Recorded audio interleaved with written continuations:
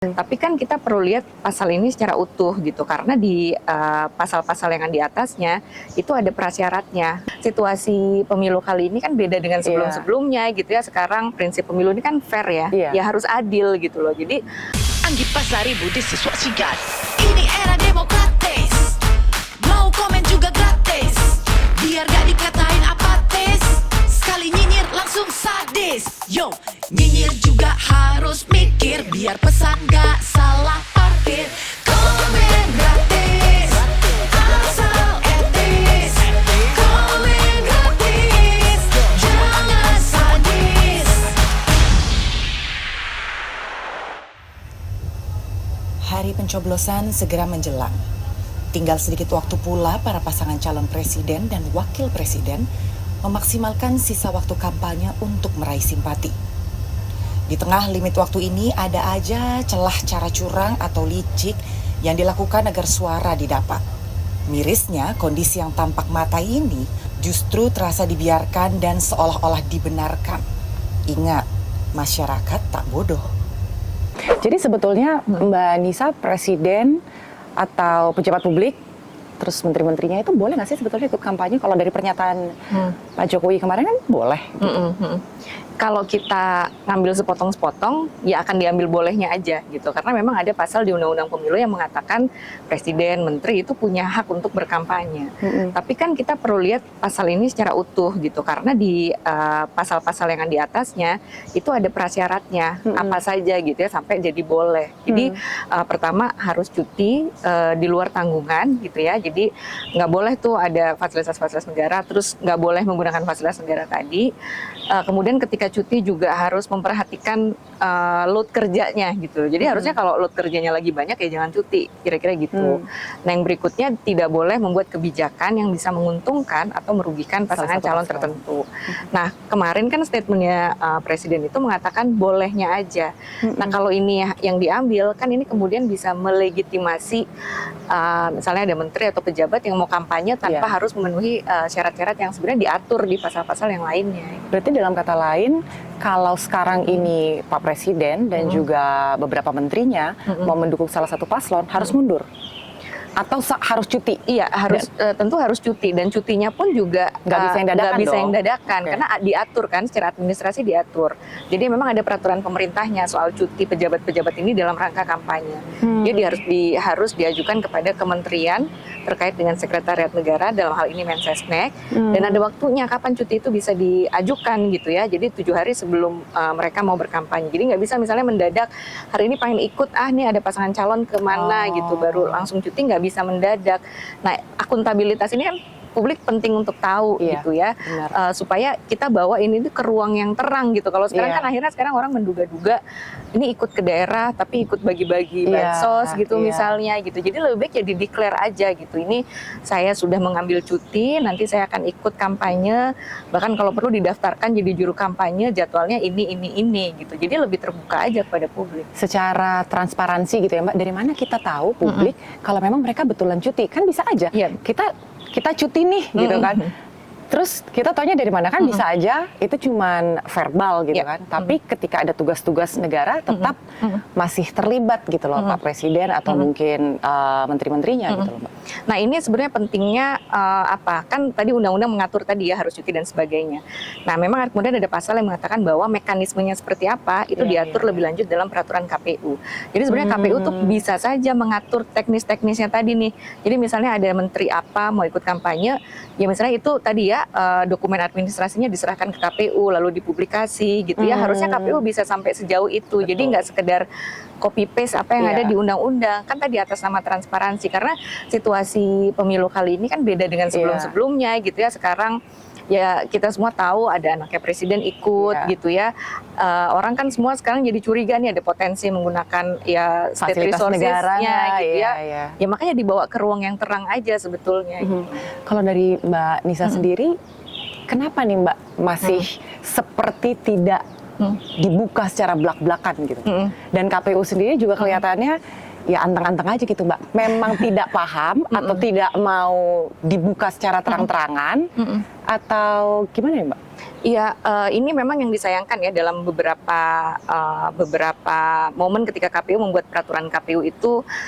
Ya kita juga melihat ada beberapa kemunduran gitu ya, karena kok kayaknya KPU ini nggak bisa buat aturan yang lebih progresif gitu, karena kita juga melihat sekarang situasinya penyelenggara pemilu ini ketika mereka membuat aturan teknis itu textbook banget gitu, jadi apa yang ada di undang-undang ya itu yang kemudian ya itulah gitu ya, nggak mau mengatur lebih jauh, padahal itu lebih baik buat penyelenggaraan pemilu. Kan salah satu prinsip pemilu ini kan fair ya, ya harus adil gitu loh, jadi adil ya buat semua gitu ya, buat setiap pasangan calon, buat pemilih pun juga kita bisa lebih fair kalau lebih terang benderang semuanya gitu.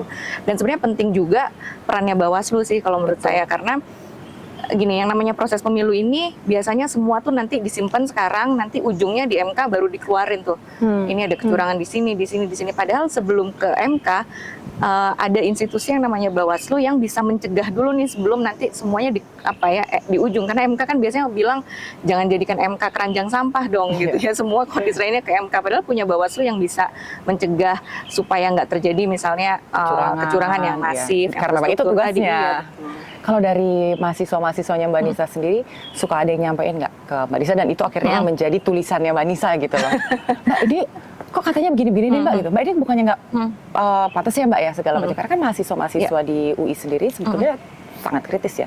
Iya, memang ini jadi keresahan banyak pihak ya, saya rasa termasuk juga dengan mahasiswa gitu, karena kita dalam situasi di mana demokrasi kita ini mengalami kemunduran ya, sudah beberapa tahun terakhir ini kan mengalami kemunduran. Nah, salah satu indikator penilaian demokrasi itu kan penyelenggaraan pemilunya. Betul. Jadi penyelenggaraan pemilunya tuh nggak hanya sekedar momen 5 tahunan aja, event 5 tahunan gitu, tapi juga kita kan pengen penyelenggaraan pemilu ini nggak hanya sekedar prosedural, tapi ya ini memang substansial demokrasi gitu. Nah, kalau dari prosesnya aja udah banyak sekali kritik dari masyarakat gitu ya, dari prosesnya, dari penyelenggaraannya, ada sekarang kan ini di awal-awal pemilu ya, kemarin ketika awal-awal pemilu orang udah banyak bicara soal harus netral dong, menjaga independensi gitu ya, yang kayaknya di pemilu-pemilu sebelumnya tuh narasi-narasi itu biasanya di ujungnya tuh, tapi ini di sejak awal. Nah, ketika proses penyelenggaraan pemilunya sudah orang udah meragukan itu kan, mungkin secara legitimate nanti ya tentu akan ada pemenang pemilunya, tapi legitimasi secara moral dan etik dari masyarakatnya mungkin nggak akan setinggi yang diharapkan. Iya, kalau nanya ke Mbak Nisa tuh masih lebih enak karena berada di pihak yang netral gitu ya Mbak ya. Jadi akan bicara lebih apa adanya gitu. Debat ini kan udah berlangsung 4 kali gitu ya Mbak gitu. Kalau dari kubu tertentu mereka pasti akan membenarkan paslonnya mereka gitu kan. Tapi kalau dari pandangan Mbak Nisa sendiri dengan saling adu argumentasi, bahkan adu saling sindir, terus juga saling serang gitu ya, yang sebetulnya bukan yang bersifat substansial tapi personal gitu, itu mempengaruhi anak-anak muda nggak sih Mbak? Nah, memang catatan ya, memang pemilih kita nanti mayoritas kan pemilih muda ya, 55%-an itu pemilih muda. Nah, karakternya pemilih muda ini memang mereka kan mendapatkan informasi banyaknya itu dari media sosial gitu. Jadi ya karena cepat gitu ya. Tadi bicara soal debat, kalau kita nonton proses debatnya kan mungkin sampai 2 hampir 3 jam gitu ya. Tapi mungkin teman-teman muda ini mungkin akan lebih senang yang lihat di video-video pendek, nggak sampai 1 menit, mungkin 30 detik. Dan kalau kemudian itu mereka nggak mencari tahu ini yang utuhnya seperti apa, bisa jadi kemudian itu berpengaruh kepada pilihannya mereka gitu. Tapi mereka nggak tahu nih sebenarnya konsep yang utuhnya lagi dibicarakan apa sih. Nah, makanya kalau kemudian debatnya kemarin misalnya ya hanya saling sindir gitu ya, nggak menyentuh tema debatnya secara substansial, khawatirnya tingkat kekritisannya tuh nggak mencapai menanyakan ini sebenarnya lagi bicarain apa sih, apalagi kalau informasi yang didapat tuh singkat-singkat gitu. Jadi ini yang ya perlu menumbuhkan rasa kritis juga sebetulnya kepada pemilih-pemilih muda ini. Karena kan kita sebetulnya berharap bahwa debat itu dan juga setiap visi misi terus program-program gitu ya Mbak yang disampaikan itu bisa membuka pikiran anak-anak muda, mahasiswa-mahasiswa gitu. Jadi nggak hanya terpatok kepada likes and dislike gitu kan ya Mbak. Dan aku pengen tahu gitu kalau dari Mbak Nisa, itu bisa mempengaruhi pilihan anak muda nggak sih? Yang tadinya mungkin hanya karena faktor likes and dislike, kayaknya lebih pantas si B, kayaknya kasihan kalau si A enggak, kayaknya memang seru nih kalau si C gitu kan. Tapi ketika visi misi dan program-program itu dipaparkan, bisa nggak sih Mbak itu mengubah pilihan gitu? Saya meyakini bisa ya, itu bisa mengubah pilihan ya, karena memang debat itu kan salah satu metode kampanye yang memang kalau kita sebagai pemilih kan nanti indikator pemilihnya mungkin dari debat, dan dari debat itu kan sebetulnya nggak hanya melihat apa yang mereka sampaikan, paparannya mereka, tapi juga misalnya melihat artikulasi, gestur gitu ya. Ini kalau ditanya emosional apa enggak, ya memang kita bisa lihat itu juga di debat. Nah, tapi saya rasa di tengah era media sosial hari ini, ruang-ruangnya tuh bagi pemilih muda jadi lebih banyak untuk bisa dapat pilihan-pilihannya gitu. Mungkin dari sisi debat iya, tapi kan kalau di media sosial hari ini kita bisa mention langsung si capres cawapres, yang misalnya kayak teman-teman BEM kan colek nih @Anies Baswedan, @Prabowo, @Ganjar Pranowo, datang dong ke kampus, kan bisa seperti itu gitu. Jadi banyak ruang yang sebetulnya bisa dimanfaatkan sama teman-teman muda ini untuk memberikan insight ke mereka gitu. Oke. Kalau yang terakhir, kalau Perludem sendiri kemana Mbak? Ya karena kita lembaga pemantau pemilu yang kami terakreditasi di Bawaslu gitu, dan ya karena sebagai pemantau pemilu kami nggak bisa lean on ke satu, dua atau tiga gitu, karena kan salah satu value-nya kan imparsial tadi, netral. Kalau gitu dikasih penilaian Mbak 1, 2 sama 3. Penilaian apa nih? Yang dari pengamatan Perludem gitu kan, dalam segala proses kampanye yang saat ini sudah berlangsung atau dari debat-debat yang sudah berlangsung, kalau menurut Mbak Nisa sendiri, kekuatan dan juga kelemahan paslon 1, 2, dan 3? Iya, saya mungkin pertama ngelihatnya dari mungkin salah satu indikator untuk menilai bisa dilihat dari laporan-laporan yang misalnya laporan-laporan dugaan yang masuk ke pengawas pemilu. Itu bisa jadi bisa jadi cara buat pemilih untuk mana nih yang banyak dilaporin ke pengawas pemilu terkait melanggar kampanye. Misalnya kan calon-calon ini nih ada nih yang dilaporin gitu ya, misalnya kemarin kasus-kasus apa. Nah, kalau soal debat, sebetulnya debat kemarin itu nggak bisa lepas juga dari format debat yang dibuat oleh penyelenggara pemilu sebetulnya. Dengan format debat yang kemarin kan gini, misalnya dalam sekali debat itu kan temanya banyak sekali.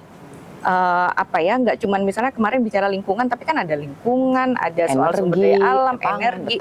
Dengan durasi yang singkat, temanya besar, kita jadi nggak bisa eksplor banyak hal gitu loh. Jadi mungkin ini jadi rekomendasi ke depan, mungkin temanya ya tema 1-2 aja, kan waktunya juga terbatas gitu ya. Jadi kalau kemudian kemarin misalkan salah satu kritikan saat debat yang terakhir kemarin, kok nggak nyinggung soal polusi udara gitu misalnya.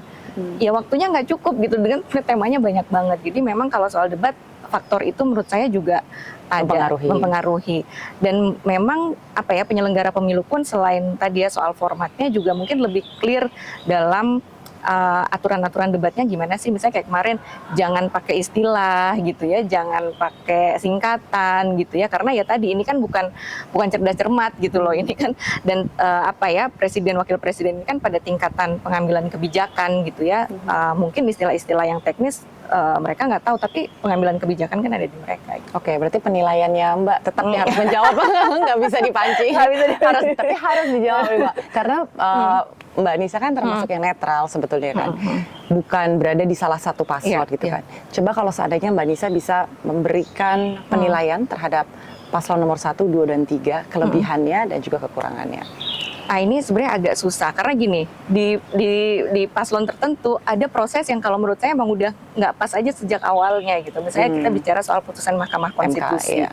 Dan itu kan clear ya, akan terus terbawa ya Mbak itu ya? akan terus terbawa, dan karena itu jelas misalnya ada MK yang mengatakan bahwa ya memang ada pelanggaran etik dalam memutuskan itu gitu. Jadi itu akan terus melekat gitu loh di pasangan calon itu, dan itu menjadi penilaian masyarakat juga. Jadi sampai nanti proses pemilu ini selesai, itu akan terus ada. Jadi memang akan lebih sulit untuk salah satu paslon lah ya, untuk bisa membenarkan apa yang dari awal dimulai juga sudah tidak benar gitu.